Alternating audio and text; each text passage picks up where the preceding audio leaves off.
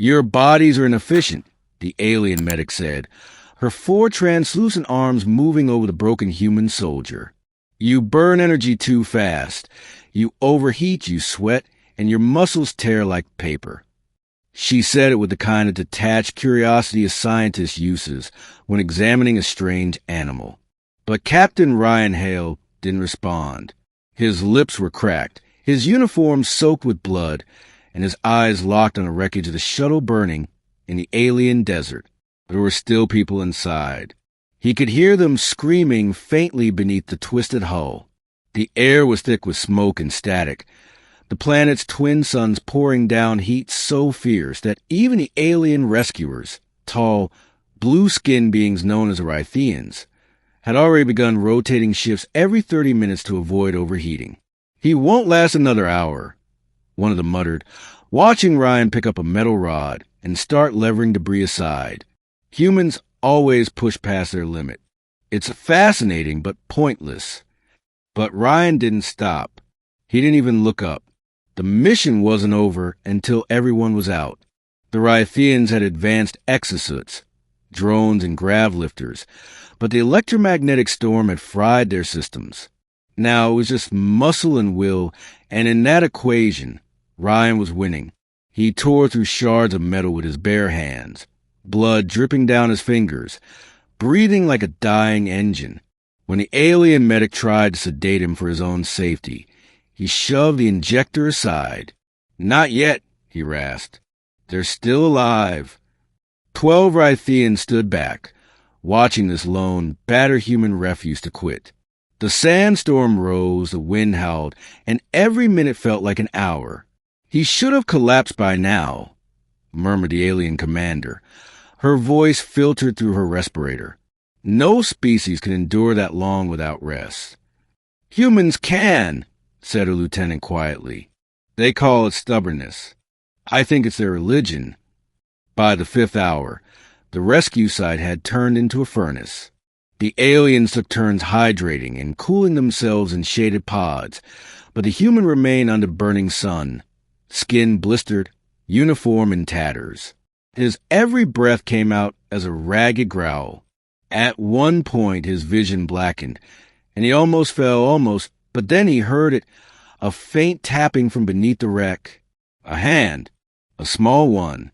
He lunged forward, tore the plating apart with a roar that made even the Rythians flinch.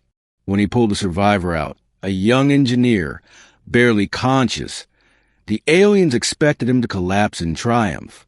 But he simply handed her over and turned back to the wreck. "There are more," he whispered. His voice was hoarse, raw, but certain.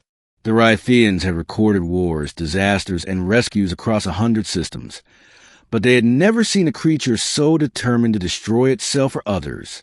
Around the 7th hour, the commander ordered her troops to assist him, not because she believed they could succeed, but because something in the humans' fire demanded to be followed.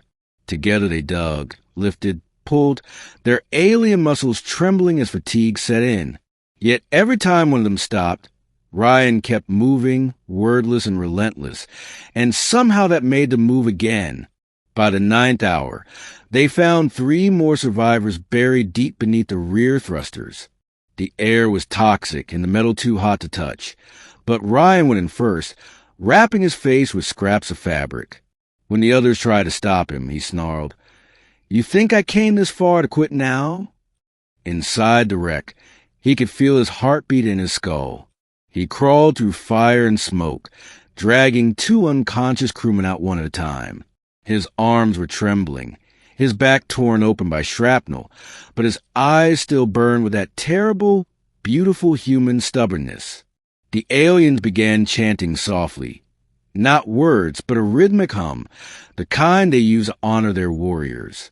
And for the first time in their long history, that chant was for someone not of their species. When the 12th hour struck and the last survivor was pulled free, Ryan finally felt his knees. His skin was scorched, his pulse faint. The alien medic rushed to him, scanning frantically. "He's dying," she said.